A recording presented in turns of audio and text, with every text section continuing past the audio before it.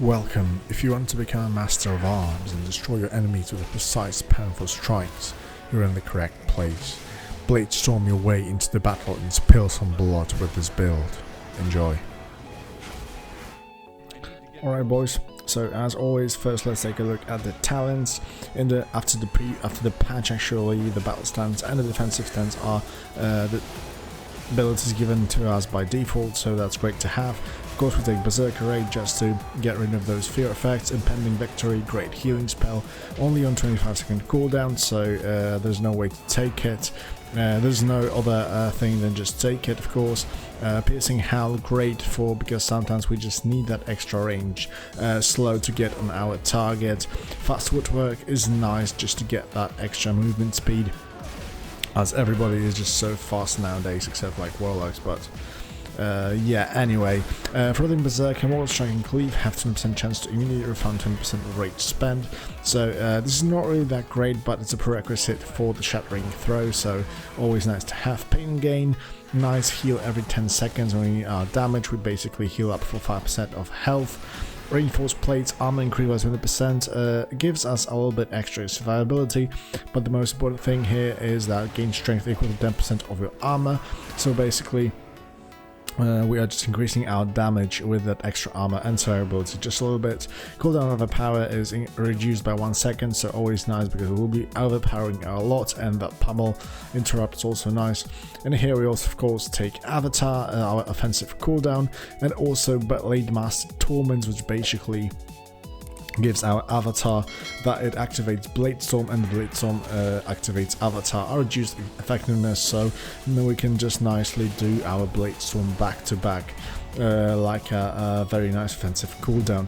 And here we of course go in the middle of the tree. We take War Machine, auto attacks can generate 10 more rage, and killing enemy increases our movement speed, so it generates a little bit of rage, so very nice to have. Spell Reflection, bread and butter for us, just against those spellcasters. Intimidating Shout, also needed for that extra CC in the middle of the big fights. Heroic Leap, mobility skill of course. Bounding Stride, great because it reduces the cooldown on the Heroic Leap and also gives us some speed buff. Bitter Immunity is nice because it not only heals us but also removes diseases, poisons and curses, so nice against those like DKs or rogues. Double time of course is mandatory just to have that double charge with reduced cooldown, and two-handed weapon specialization, just a pure damage increase with two-handed damage weapon. Now in here we take Rallying Cry of course just to have that extra defensive cooldown. Leeching Strikes is nice, 5% is not that big, but it always just adds up to our pretty nice healing as well. In here I take Second Wind because, you know, in the BGs I like to have that automatic regen when out of combat, so I don't have to waste time to eat food or anything like that, just, you know, be on top of enemies all the time. Furious Blows, auto attack speed increased by 0.5%. Also very good because it's just basically passively increase our rage generation. And we take of course Stormball just to have that 4-second stun on 30-second cooldown, which is pretty nice. And the last points go for Cruel Strikes. Critical strike chance is increased by 2%, and crit chance is very important for us for arms warriors. And we take Spear of Bastions with both boosted talents in here, so Piercing Verdict, the direct damage is increased and rage generation is increased as well, and Elysian Might, Spear of Bastion duration is increased by 2 seconds, and while we remain within it, our crit damage is increased by another 25, so very nice buffs to our offensive cooldown. And basically for 6 seconds or even 8 I think, no 6 seconds, nobody cannot, 8 seconds, yeah, it's actually 8, nobody can leave the Spear of Bastions, so it's nice to keep targets at bay. Now when we go into the arms tree, of course we take Mortal Strike, Overpower, mandatory things.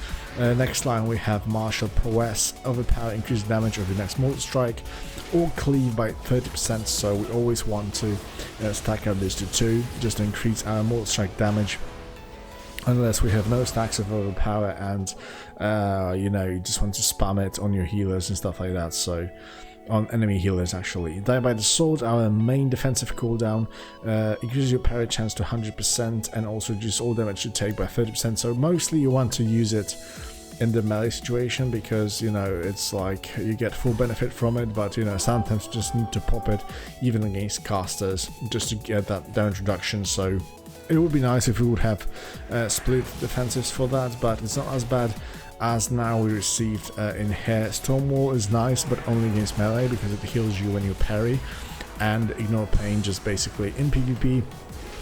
It ignores, with the current gear, something like 40k total damage. It basically ignores 50% of the damage you take, and I need to remove because somebody is actually shooting some spells and it actually interrupts me. Right, so Ignore Pain, nice defensive cooldown on 11-second cooldown, costs 40 rage, but actually when we get trained anyway, we are sitting almost at 100% rage all the time, so it's not a big problem. And it's got a cooldown, so you can use it all the time, even when the blade storming, so that's always nice. I also take, of course, improved execute. No longer has a cooldown, and if your foe survives, 10% of rage is funded, so it allows us to execute spam, basically sudden death. Also nice, we can use execute regardless of enemy health if it procs. Fueled by violence, you are healed by 85% of damage dealt by deep wounds. Not a big thing, but along with our 5% leech, it does gives us some passive healing, so always nice to have to get rid of some sustained damage from our enemies.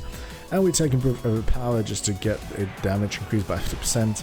Tactician, you have 2.30% chance per rage spent on abilities to reset remaining cooldown on overpower. Mortal Strike costs rage, Execute costs rage, so when we spam them we also have a chance to reduce the cooldown of overpower to further increase the damage from Mortal Strike, so that's nice. In here we also take Skull Splitter. It's nice because the damage is pretty big, and when you know, it's nice to generate rage.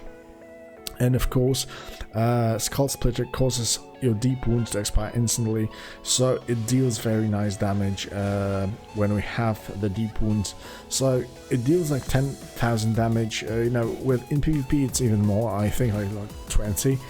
It also expires all of the deep wounds, so it gives us very nice heal from Fueled by Violence, and also adds up very nicely to the damage overall. So very nice to have. And here we also take, of course, Colossus Smash, Anger Management. Every 20 rage you spend reduces the remaining cooldown on Colossus Smash and Blade Storm by 1 second. So basically reduces our offensive cooldowns very nicely.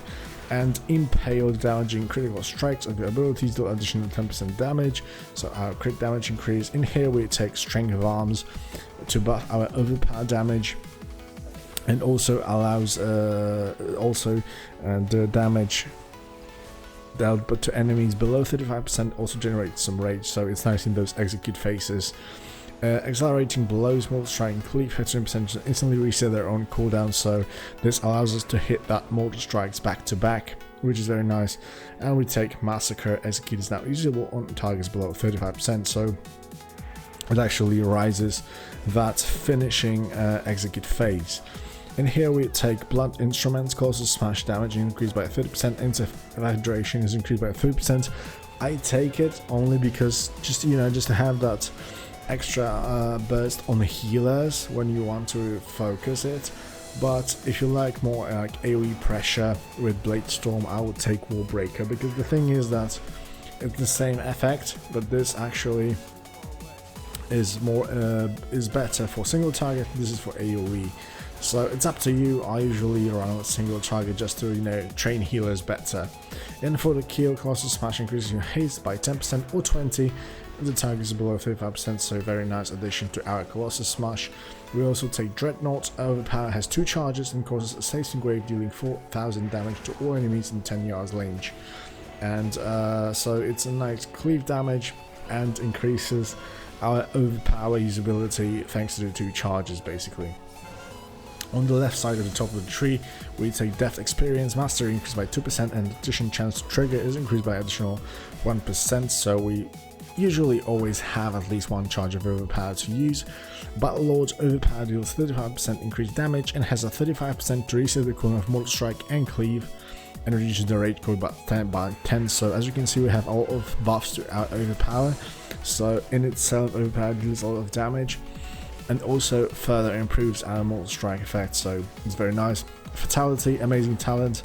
You can, if you can stack it to like 15 stacks actually, or even more, because I don't really think that it has a cap, but I'm not quite sure. I think it stacks up to 15.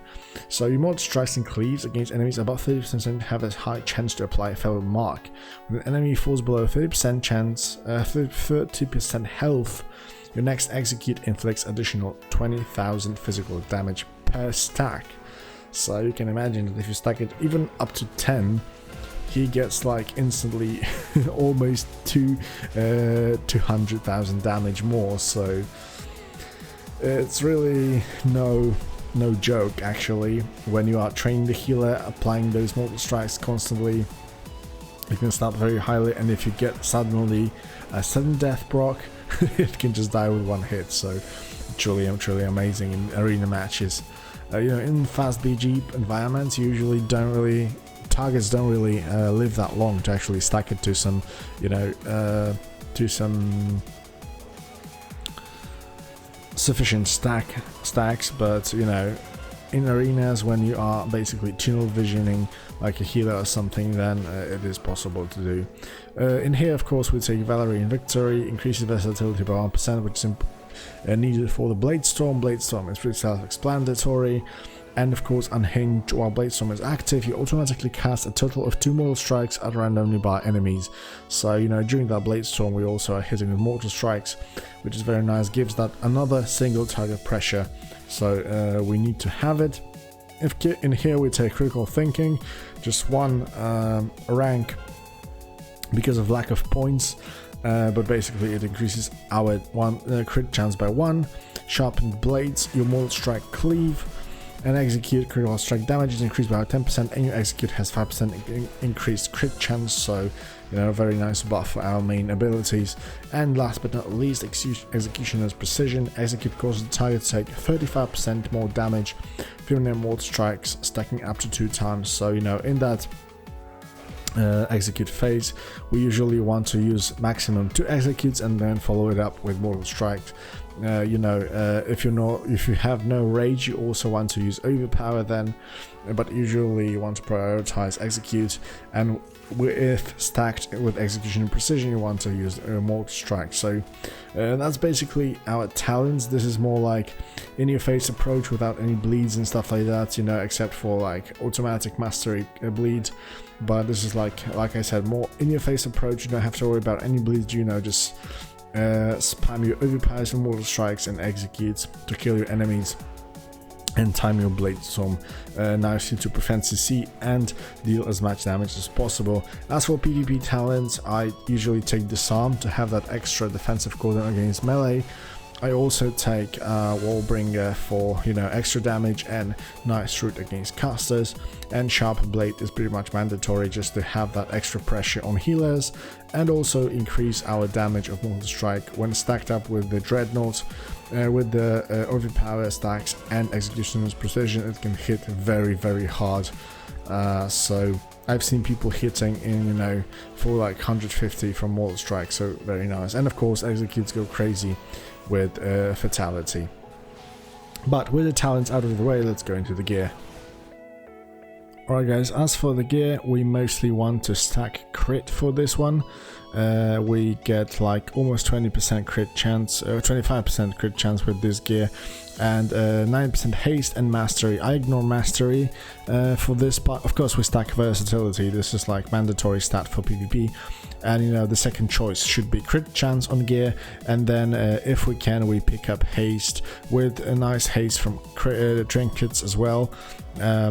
I do get some like single pieces with mastery, but this is, you know, just wanted to kinda balance out, because mastery also not only deals bleed damage, but also increasing the damage the enemy takes from you by 14%. So it's mandatory to always use as a start of the fight, even unbuffed Mortal Strike, to apply that deep wounds, so all the damage they take from you is increased. So this is very important to remember. But you know, we wouldn't really stack that much mastery to increase damage very significantly, so crit is just better for those big hits to happen, and haste is always nice because it reduces the global cooldown, so actually speeds up our playstyle. And on top of that, we also reduce the cooldown of our multi-strike, which is basically our bread and butter, so it's always nice to have. Alright guys, as for some tips for the playstyle, you do have to remember about stances. Battle stance increases our crit chance by 3% and reduces the movement bearing effects by 10%, and defensive stance of course reduces the damage taken by 10%, but also on the other hand reducing the damage dealt by us by 15%, so that's quite significant. So do please remember about stand dancing. Usually you just want to be still in battle stance as much as possible, but you know, when you see yourself getting trained, just switch it quickly for the death stance, especially that it is not sitting on the same global cooldown as other abilities, so you can, you know, change it on the way. You don't really have to, you know, wait for those special like windows of opportunity. You can just use it whatever you want, except for like standard CC of course.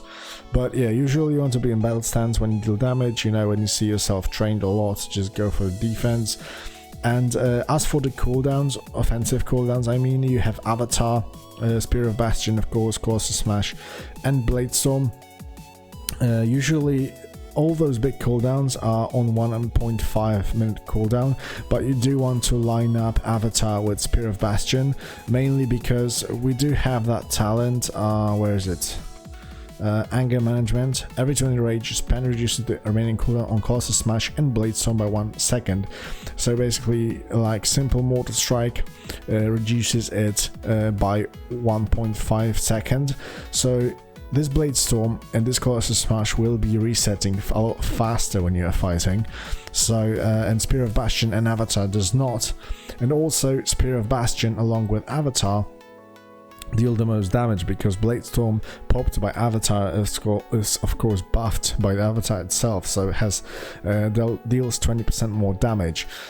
You cannot use first Avatar and then Spear of Bastion because we use the Bladestorm on Avatar talent, so you firstly always want to throw that Spear of Bastion at as many targets as possible, preferably, and then, you know, load up with Avatar Bladestorm. And then after that, of course, you still have plenty of damage because of its buff. Also, on single target situation, of course, you want to first use Colossus Smash, then go for Spear of Bastion, and then Avatar. This is like the perfect burst rotation. And then, you know, just use freely your Colossus Smash and Bladestorm whenever you can. A lot of Bladestorms, standard Bladestorms, I also use to prevent CC, you know. You see warriors pop Bladestorms very early usually in fights, but this is mostly because, you know, you just want to avoid that CC thrown at you. It ignores basically all, disarms, you know, disorients, freezes, stuns, everything, so you are basically unstoppable force of reckoning within it. So that's why sometimes it's funny to just see your warrior Bladestorming for like 12 seconds straight, but yeah, sometimes just the best way to do things. So as for defensive cooldowns, of course, usually you want to use first your Impending Victory for a quick kill. Rallying Cry always use with Bitter Immunity. The other way around, Bitter Immunity use always within Rallying Cry, because then you have more health, base health, like I'd see, more, and then you get bigger heal basically. Other than that, you have CC with an Intimidating Shout, so if you see yourself overwhelmed by enemies, just use it to fear them away. And, you know, offensively, if you want to use Sharpened Blade, always make sure to use it after you stack 2 overpower for Mortal Strike. But let's see how it's gonna go. So usually you just want to, you know, charge in, use your Mortal Strike. Then you have your bleeding effect, so they take more damage, and then of course you use Colossus Smash, Spear of Bastion and Bladestorm Avatar, and you see the damage popping along with those Mortal Strikes. And then you just want to, you know, stack overpowers. Yeah, I have 2 stacks, so I can use my Sharpened Blades for big Mortal Strike. I have nothing else to do, so I can use Slam, it resets, overpower, Mortal Strike, overpower, overpower, execute, execute. I got 2 executes, 2 overpowers, big mortal strike coming, so that's nice. Colossus Smash, Blade Storm.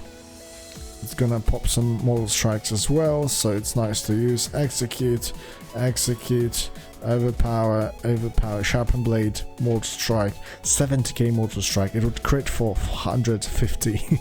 So those are really big, and you know, below 35% crit. So usually just, you know, want to stack those 2 overpowers and then use your mortal strike, but also be sure to not, when you have your mortal strike up and you have 1 stack, always use it, because this is your most hitting ability, so you want to use it as early as possible. But if you have your cooldown down on mortal strike, you know, just stack those overpowers and then go for tactician just to reset the cooldown of overpowers. So usually the priority is mortal strike, then execute, and then overpower. So if you have those all abilities, you want to use mortal strike, execute, execute, overpower, mortal strike, then execute, execute, overpower, mortal strike. And that's basically how it looks like. As you can see, my rage is on a very high level almost all the time if I'm not executing constantly, so you will be able to ignore that pain all the time, so that's very, very nice. In PvP situation, it absorbs actually 45,000 health, so that's quite a lot, honestly. It may seem like very low, but you know, over the course of the fight is pretty much mandatory. As you can see, the crits are going crazy and what right now. Let's pop our burst.